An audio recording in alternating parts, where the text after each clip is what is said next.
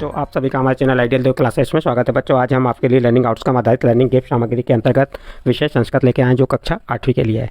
तो और किस सत्र के लिए? ये सत्र 2022-23 और किस पुस्तक को मध्य प्रदेश राज्य शिक्षा केंद्र भोपाल द्वारा बनाया गया है। और इसमें आज हम देखेंगे संधि परिचय है। अब संधि परिचय क्या है, इसके बारे में समझेंगे हम। इसके जो सीखने के प्रतिफल हैं, SKT 708 और दूसरा SKT 701, ये पाठ 7 है। और 33 इसे कक्षा 7वीं के लिए 33 पाठ बलाद बुद्धि विशिष्यते, यानी बुद्धि बल से बढ़कर होती है। इस पाठ के बारे में हम पढ़ेंगे यहाँ पे। चलिए देखते हैं स्टार्टिंग कहाँ से होगी। यहाँ पे दिया है, स्टार्ट करते हैं हम। ध्यान दीजिए बच्चों इस पर। यहाँ दिया शिक्षक, यानी शिक्षक कह रहा है। शिक्षक और बच्चों के बीच में यहाँ बातें चल रही हैं। शिक्षक जो छात्रों से प्रश्न कर रहा है, क्या कह रहा है शिक्षक छात्रों से? छात्रः कः पशु सर्वश्रेष्ठ अस्ति, हे छात्रों कौन सा पशु सर्वश्रेष्ठ है? तो वहाँ पे रमेश नाम का छात्र बोल रहा है, क्या कह रहा है? महोदय सिंह सर्वश्रेष्ठ अस्ति। वो क्या कह रहा है रमेश? सिंह यानी शेर सबसे सर्वश्रेष्ठ है। शिक्षक कथनम, कैसे? शिक्षक ने कहा कैसे? तो अखिलेश नाम का जो छात्र है वो क्या कह रहा है? सिंह पराक्रमीशील भवति, यानी कि सिंह कैसा है? सिंह यानी शेर कैसा है? पराक्रमी होता है। शिक्षक शोभनम परंतु बलिनेव कोडपि सर्वश्रेष्ठ न अपितु बुद्धेव श्रेष्ठ भवति। शिक्षक क्या कह रहा है छात्रों से? बहुत सुंदर शोभनम यानी बहुत सुंदर, परंतु बलिनेव यानी बल से भी कोई भी सर्वश्रेष्ठ नहीं होता। इसका अर्थ ये हुआ कि बहुत सुंदर परंतु बल से भी कोई भी सर्वश्रेष्ठ नहीं होता, अपितु बुद्धि से भी श्रेष्ठ होता है। हितेश नाम का छात्र क्या कह रहा है? किम बलापेक्षया बुद्धि महत्वपूर्ण भवति, यानी हितेश ने क्या कहा? क्या बल की अपेक्षा बुद्धि महत्वपूर्ण होती है? महत्वपूर्ण यानी महत्वपूर्ण होती है। तो उसके बाद शिक्षक आम्र स बुद्धिमान स एवं बलवान भवति। आम यानी होता है सही, आम यानी क्या होता है? हाँ, जो बुद्धिमान होता है वही बलवान होता है। राजेश कथम एवं, राजेश क्या कह रहा है? ऐसा किस प्रकार? कथम एवं यानी ऐसा किस प्रकार। शिक्षक श्रोतु, यानी शिक्षक कह रहा है सुनो। अब एक शिक्षक उसने कहानी सुना रहा है। चलिए वो कहानी कौन सी देखते हैं हम। एकस्मी पर्वते दुर्मुख नाम महा ओजस्वी सिंह वस्ती स्म। इसमें ये बताया, क्या बताया कि एक पर्वत पर दुर्मुख नामक महान ओजवान शेर रहा करता था। सह च सदैव बहुनाम पशुनाम वध करोति स्त, यानी कि वह क्या करता था? और वह सदा ही बहुत से पशुओं का वध किया करता था। एकदा सर्वे पशा सिंह समीपम अगच्छ औदच्च मग्नेन्द्र। एक दिन सभी पशु शेर के पास गए और बोले, हे मृगराज, त्वम सदैव पशुनाम वधम कथम करोसि, आप सदा ही पशुओं का वध क्यों किया करते हो?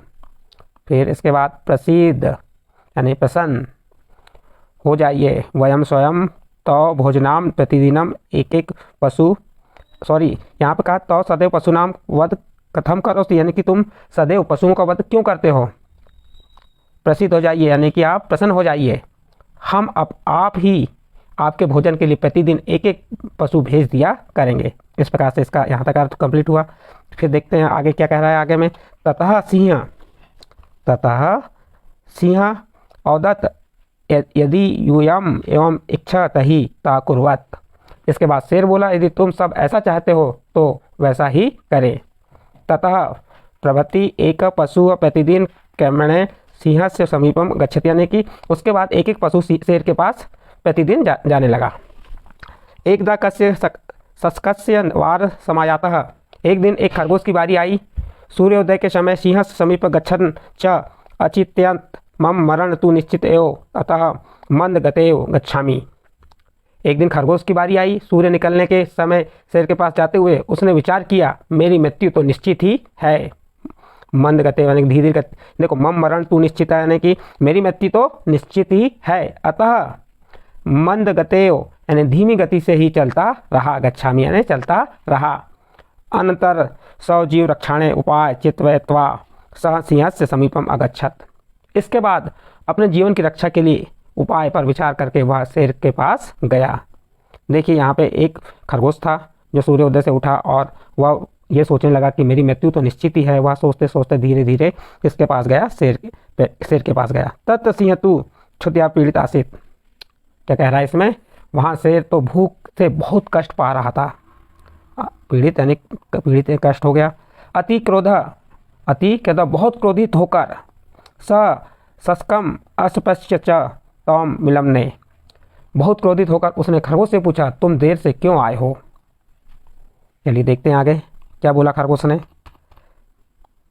यहाँ पर कहा सस्क सविनय औदत राजनम, कौन बोल रहा है, खरगोश। खरगोश कहता है विनय पूर्वक बोला हे राजा, ना मम दोषा, मेरा दोष नहीं है, ना मम दोषा है ना मेरा दोष नहीं है। मार्गे अपरः सिंह आसित, मार्ग में दूसरा शेर था। स माम अपस्य औदत च अहम अस्य वनस्य राजा अहम तवा भक्षाणी, क्या उसे मार्ग में एक दूसरा शेर था, उसने मुझे देखा और बोला मैं इस वन का राजा हूँ, मैं तुम्हें खाऊंगा। अहम तम औदत अस्य वनस्य राजा दुर्मुख नाम सिंह अस्ति, उसने कहा, उसने क्या बोला खरगोश शेर से, उसने मुझे देखा और बोला कि मैं इस वन का राजा हूँ, मैं तुम्हें खाऊंगा। मैं उसके बाद ये क्या कहता है, अहम तम औदत अस्य वनस्य राजा दुर्मुख नाम सिंह अस्ति, मैं उससे बोला इस वन का राजा तो दुर्मुख नाम का शेर है। सहदेव माँ भक्ष्यति, वह आज ही मुझे खा लेगा। अहम अधुनाम तस्वेव भोजयान अगच्छामि, अहम तो अब उसके भोजन के लिए ही जा रहा हूँ, मैं तो उसे किसी भी प्रकार से ठग कर आपके पास आ गया। समीपम आगता एतत् श्रुत्वा दुर्मुख अति क्रोध अभवत्, ऐसा सुनकर जो दुर्मुख था बहुत क्रोधित हुआ। फिर चलिए आगे और दिया इसका पाठ। क्रोधत दुर्मुख औदत हे सठ, यानी कि यहाँ पे क्या हुआ, वो बहुत क्रोधित हुआ, कौन, दुर्मुख यानी कि जो शेर था। उसने बोला हे दुष्ट, वह दूसरा शेर कहाँ है। कुत्र अस्ति स अपसिंह, हे दुष्ट वह दूसरा शेर कहाँ है। तम सत्वरम माँ दर्शय, मुझे उसके दर्शन कराओ। सस्कर सिंह एकस्य गंभीर तस्य कुपस्य समीप अन्यत्र, और फिर क्या हुआ, जो खरगोश था उसने शेर को कुएं के पास लेके गया और शेर को समीप अन्यत्र च स्वामित्व पश्चु अस्नि कूपे एवं सिंह वस्ती, यानी उसने ये कहा कि इस शेर के अंदर वह रहता है, इस कुएं के अंदर वह रहता है। दुर्मुख तस्य कुपस्य जले सौ प्रतिबिंब पश्चिमी, जैसे दुर्मुख नाम के शेर ने कुएं में झाँका तो उसे उसकी 100 प्रतिबिंब यानी उसकी परछाई दिखाई दी। 100 प्रतिबिंब एवं अपसिंह मतवा गरसी, जैसे ये गरजता था वैसे उसकी प्रतिबिंब उसकी परछाई गरजती थी। तस्य गर्जन प्रतिध्वनि भवति, अपह कूपे अपर सिंह अस्ति इति विचित्र सह कूपे कूदंती, और उसकी परछाई को देखकर वो शेर उसमें कूद गया और उसकी मृत्यु को प्राप्त हुआ। मृत्यु च प्राप्त नहीं, इस प्रकार मृत्यु को प्राप्त हुआ। तो इस कहानी में ये बताया गया है कि बलवान, शक्ति से बलवान कौन होती है, बुद्धि होती है। देखो खरगोश के पास बुद्धि थी तो उसने शेर को भी, शक्तिशाली शेर को भी मात दे दी।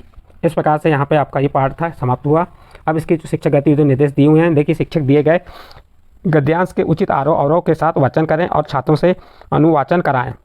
गद्यांश में आए हुए संधियुक्त शब्दों को चिन्हित करें, संधियुक्त शब्दों को का संधि विच्छेद प्रदर्शित करें। तो अब देखिए संधि है, संधि के बारे में बताया, जैसे रमेश, रमेश का संधि विच्छेद क्या होगा, रमाधन ईसा, और कौन संधि है, गोल सौर संधि है।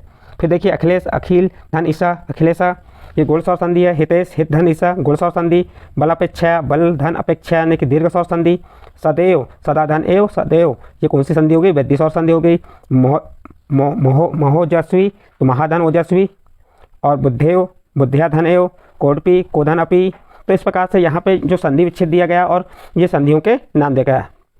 अब आपको यहाँ पे और आगे क्या दिया हुआ, शिक्षक अब छात्रों को ध्यान आकर्षित करें, संधि की परिभाषा बताएं। संधि की परिभाषा क्या है संस्कृत में, वर्णनाम मेलनेन यत् परिवर्तनम भवति स संधि संधिः कथ्यते, जो दो वर्णों को, जो वर्णों का मेल होता है उससे क्या, और उससे जो परिवर्तन होता है उसे क्या कहते हैं, संधि कहते हैं। यहाँ देखिए नीचे और एक दिए, दो वर्णों के मेल से जो परिवर्तन होता है उसे संधि कहते हैं। संधि की परिभाषा बच्चों आपको याद हो जाना चाहिए। संधि की परिभाषा क्या है, दो वर्णों के मेल से जो परिवर्तन होता है उसे संधि कहते हैं। जैसे देव धन आलय, दो वर्ण हो गया, एक वर्ण देव हो गया, दूसरा आलय, और इससे क्या बना, देवालय। यहाँ पे देव में अ और यहाँ पे बड़ा आ आया, दो स्वरों के मेल से अ और आ मिलके क्या बना, आ। देखिए यहाँ पे अ है, देव, अ का उच्चारण हुआ, और यहाँ अ में आ को जोड़े तो क्या बना, आ, देवालय। जगत धन ईशा, जगदीश, यहाँ पे त व्यंजन और ई स्वर मिलके क्या बन जाता है, द बन जाता है। देखिए ये त और बड़ी ई मिलके क्या बना, द, जगदीशा। नियम वर्गीय प्रथम वर्ण तृतीय वर्ण हो जाता है। अब देखिए आगे क्या दिया, स्वर संधि दिया है। स्वर संधि क्या है, स्वर संधि की परिभाषा देखते हैं। जहाँ स्वर्ण वर्ण के साथ स्वर वर्ण का मेल होकर परिवर्तन है उसे स्वर संधि कहते हैं। देखिए स्वर्ण वर्ण के साथ स्वर वर्ण का मेल होकर परिवर्तन है उसे स्वर संधि कहते हैं। जैसे सूर्य, धन, इंद्र, सुरेंद्र। देखो यहाँ पे अ स्वर और ई स्वर से कौन सा स्वर बना, ए स्वर बना। सदा, धन, एव, सदैव, कौन सी संधि, वृद्धि संधि। आ, धन, ए, तो इससे क्या बना, बड़ा ए। इसके बाद प्रतिधन एक, प्रतिधन एका, प्रत्येका। आप इस प्रकार से पूरी संधियों को आप देख सकते हैं जो आपकी पुस्तक में दिया है। उसके बाद सुधन, आगतम, स्वागतम। यहाँ पे देखिए शु, ऊ आया और आ, ऊ और आ मिलके क्या बना, वा। मात्र, धन, अंश, मात्रांश। केन, धन, अपि, केनापि। और पोधन, अकह, पावका, आयादि संधि। इस प्रकार से संधि दिए और उनके संधि विच्छेद दिए हैं। इसके बाद दूसरी संधि आती है व्यंजन संधि। व्यंजन संधि किसे कहते हैं, जहाँ व्यंजन वर्ण के साथ स्वर या व्यंजन का मेल होकर परिवर्तन होता है उसे व्यंजन संधि कहते हैं। जैसे त और ज, तो ज, आधा ज और ज। सत, धन, जन, सज्जन। इस बाद कस, धन, चित, कश्चित। जगत, धन, ईश, जगदीश। सुप, धन, अतः, सुपतः।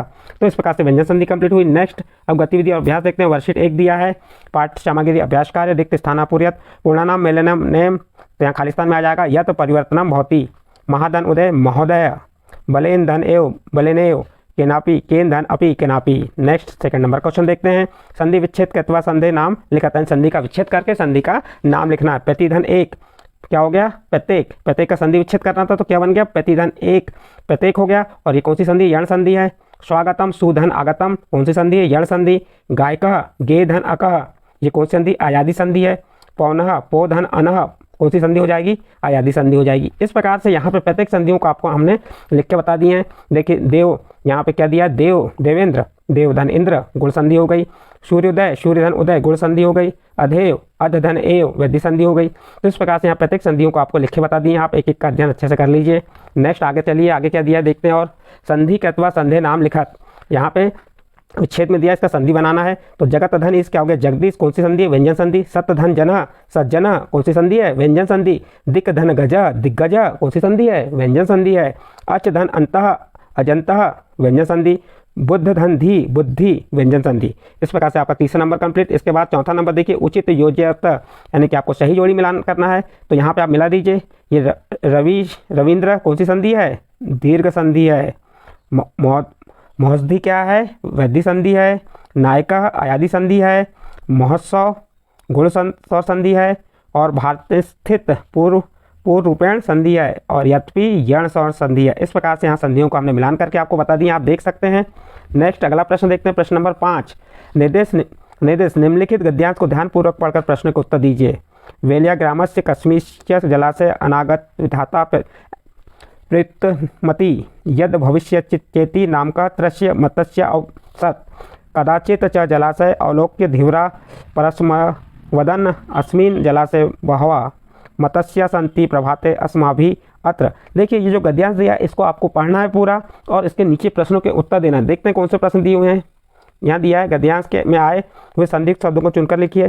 संधियुक्त शब्दों को स्व संधि और व्यंजन संधि में वर्गीकृत कीजिए। यहाँ निम्नलिखित शब्दों का संधि विच्छेद कीजिए।